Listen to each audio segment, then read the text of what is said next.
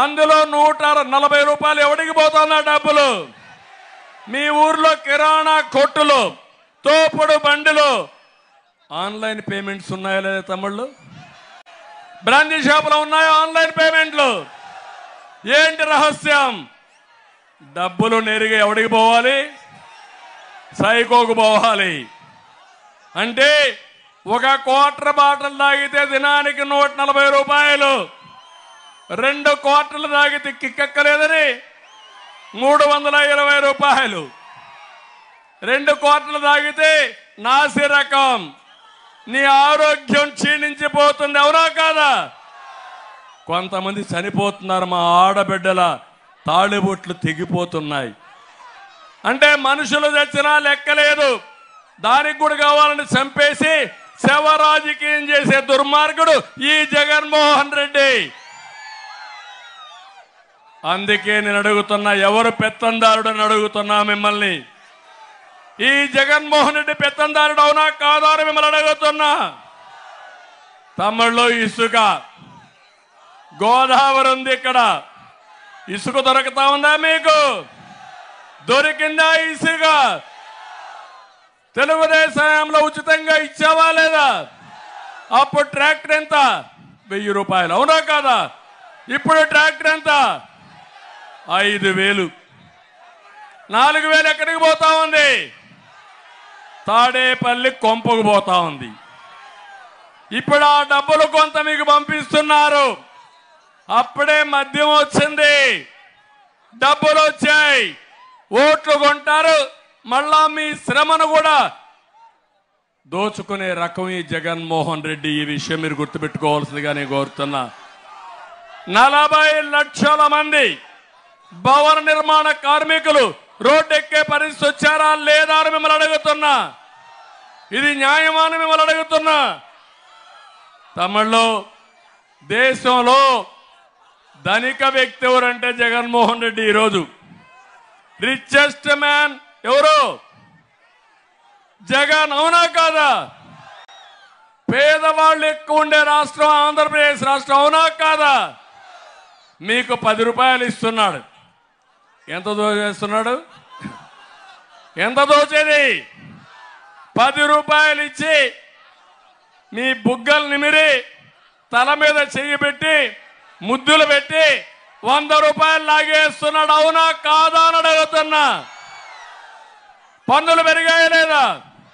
RTC రేట్లు పెరిగాయా లేదా? అన్ని ప్రియమైనయా లేదా?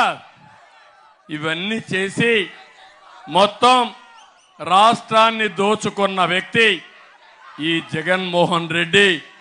ఇలాంటి వ్యక్తి వల్ల మీరు చూస్తే ఓసారి నాకు బాధేస్తుంది. 2014 రాజకీయ చైతన్యం ఉండే ప్రాంతం ఈ ప్రాంతం. విభజన జరిగింది. నేనే హైదరాబాద్ని అభివృద్ధి చేశాను. ఆ రోజు హైదరాబాద్ నుంచి వచ్చాం. తెలంగాణ తలసరి ఆదాయం మనకంటే 30% ఎక్కువ ఉంది, వాళ్ళకంటే మనం 30% తక్కువ ఉన్నాం. నేను ఆ రోజు అమరావతి కోసం, పోలవరం కోసం పరిశ్రమలు తెచ్చి పిల్లలకు ఉద్యోగాలు ఇవ్వడానికి ముందుకు పోయా. 2019కి ఆ వ్యత్యాసాన్ని 27% తగ్గించా, అంటే 8% తగ్గింది. ఈరోజు మీరు చూస్తే 2024కి మనకు తెలంగాణకు వ్యత్యాసం 45% అయ్యింది, అంటే 18% పెరిగిపోయింది. రేపు ఇంకొకసారి జగన్మోహన్ రెడ్డి వస్తే తెలంగాణ మనకు అందుబాటులో ఉన్న, మీరు కూడా అక్కడికి పోయి పాసి పనులు చేసుకోవాలి తమ్ముళ్ళు. ఇక్కడ ఎలాంటి ఉపాధి ఉండదు, అవునా కాదా? నిజమైతే చంద్రబాబు ఎత్తండి. దీనికి మీరు సిద్ధంగా ఉన్నారా? సిద్ధంగా ఉన్నారా అని మిమ్మల్ని అడుగుతున్నా. జగన్మోహన్ రెడ్డి పోవాలన్నా లేదా అని మిమ్మల్ని అడుగుతున్నా. పోతేనే భవిష్యత్తు, అవునా కాదా అని మిమ్మల్ని అడుగుతున్నా. సిద్ధమా అని మిమ్మల్ని అడుగుతున్నా. ఇంటికి పంపిస్తారా అని మిమ్మల్ని అడుగుతున్నా.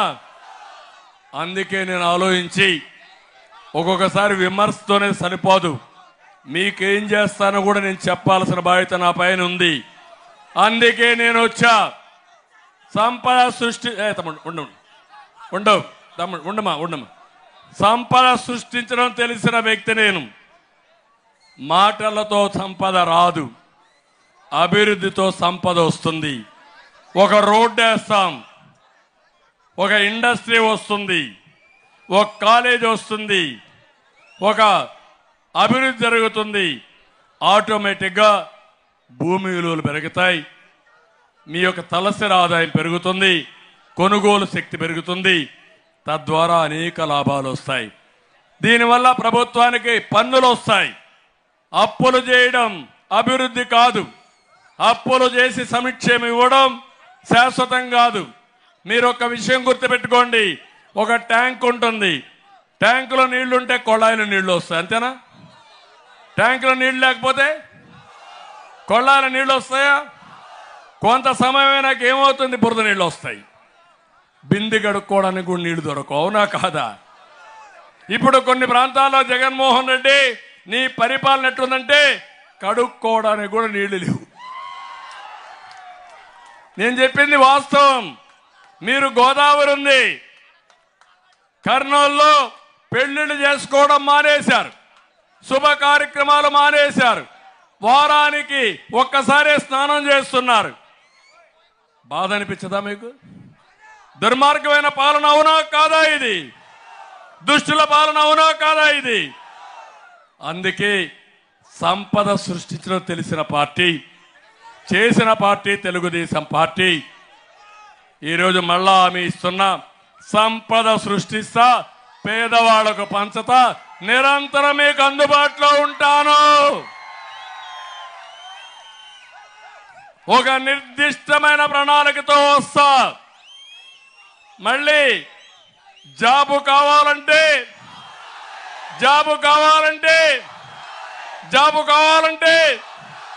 అది నా బ్రాండు. గంజాయి రావాలంటే గంజాయి పోవాలంటే అది మన బ్రాండు. ఒకటే చెప్తున్నా, నేను వచ్చిన 100 రోజుల్లో గంజాయి ఉండదు, డ్రగ్గులు ఉండవు, జే బ్రాండ్ మద్యం ఉండదు, ఇసుక కొరత ఉండదు. నమ్మకమేగా తమ్ముళ్ళు? కరెంటు ఛార్జీలు పెరగవు. అదే మాదిరిగా నేను ఇచ్చే హామీ మీ అందరికీ, సూపర్ 6 అదిరిపోయే కార్యక్రమం తీసుకొస్తున్నా. ఈసారి నేను మా ఆడబిడ్డలను చూసా, కడుపు నిండింది. ఈరోజు నాకు పెద్ద ఎత్తున వచ్చారు మా ఆడబిడ్డలు. మీ మీదే నాకు నమ్మకం. మీకోసం అనేక కార్యక్రమాలు చేశాను. మీకు ఏదైనా మంచి చేసిందంటే తెలుగుదేశం పార్టీని, అవునా కాదా? ఎవరిచ్చారమ్మా ఆస్తిలో సమాన హక్కు మీకు? ఎన్టీ రామారావు గారు. విద్య విషయంలో మొట్టమొదటిసారిగా పద్మావతి మహిళా యూనివర్సిటీ పెట్టిన మహానాయకుడు ఎన్టీ రామారావు గారు. రాజకీయాల్లో 8% రిజర్వేషన్ ఆడబిడ్డలు పెట్టిన పార్టీ తెలుగుదేశం పార్టీ. ఇప్పుడు అది 50% అయ్యింది. తర్వాత నేను వచ్చినాకనే డాక్రా సంఘాలు పెట్టా, పొదుపు ఉద్యమం నేర్పించా, చదువుకోని మహిళలను వేరే రాష్ట్రాలకు వేరే దేశాలకు పంపించి మీ దగ్గర అక్కడ చదివించగలిగామంటే, వాళ్లకు విషయాలు చెప్పగలిగామంటే అది నేను మా చెల్లెమ్మలకు ఇచ్చిన ధైర్యం, మీ చేతికి ఇచ్చినటువంటి ఒక హస్తం అని చెప్పి కూడా నేను మీకు తెలియజేస్తున్నా. ఏమమ్మా, ఎవరిచ్చారు మీకు వంట గ్యాసు? దీపం ఎవరు పెట్టారు? ఆత్మగౌరవం కింద మరుగుదొడ్లు ఎవరు కట్టించారు? మొన్న కూడా మీరు చూశారు, తెలుగుదేశం పార్టీలో ఆడబిడ్డలందరికీ 10,000 రూపాయలు చొప్పున ఆర్థిక సహాయం చేశానా లేదా? నేను ఇప్పుడు అందుకే వచ్చా మళ్ళా మీ ముందుకి. సూపర్ 6 లో మొదటిది మా ఆడబిడ్డ నిధి. నెలకు 1,500, ఇద్దరు ఇంట్లో ఉంటే 3,000, ముగ్గురుంటే 4,500, నలుగురుంటే 6,000. ఆంక్షలు లేవు. నేను ప్రారంభించిన డిజిటల్ కరెన్సీని నేరుగా మీ అకౌంట్లకి డబ్బులు వేసే బాధ్యత నాదని మరొకసారి మా ఆడబిడ్డలందరికీ హామీ ఇస్తున్నా. అంతటితో వదిలిపెట్టరు. ఈ డబ్బులు మీకు ఇచ్చి ఏం చేయాలనో డబ్బులు ఎక్కువ సంపాదించే మార్గం నేర్పిస్తా. రెండోది, తల్లికి వందనం. ఈ పిల్లలే మన ఆస్తి. ఒక బిడ్డ ఉంటే 15,000, 2 బిడ్డలుంటే 30,000, ముగ్గురుంటే 45,000, 4 60,000. ఎందుకంటే జనాభా తగ్గిపోతా ఉంది. జనాభా తగ్గిపోతే చెట్లతో రాజ్యం ఉండదు, పుట్టలతో రాజ్యం ఉండదు, జంతువులతో రాజ్యం ఉండదు. అందుకే ఈ పిల్లల్ని బాగా చదివిస్తే ప్రపంచాన్ని శాసిస్తారు వీళ్ళు. అందుకే తల్లికి వందనం ప్రారంభిస్తానని మీ అందరికీ హామీ ఇస్తున్నా. ఇమ్మీడియట్ గా మా ఆడబిడ్డలందరికీ 3 వంట గ్యాస్ సిలిండర్లు ఉచితంగా ఇస్తా. 4వది, ఆర్టీసీ బస్సుల్లో ఉచిత ప్రయాణ సౌకర్యం. చంద్రన్నే మీ డ్రైవర్. ఎవరన్నా అడ్డం వస్తే చెప్పండి, నేరుగా నాకు ఫోన్ చేస్తానని చెప్పండి. ఎవరు మిమ్మల్ని అడగడానికి వీలు లేదు. నా డ్రైవింగ్ కూడా చాలా సేఫ్గా ఉంటుంది. మా ఆడబిడ్డలకు భద్రత ఉంటుంది. ఎవడి మీ పైన ఒక అపవాదు వేయాలన్నా, మిమ్మల్ని బాధ పెట్టాలంటే అదే కడపటి రోజు అవుతుంది. అది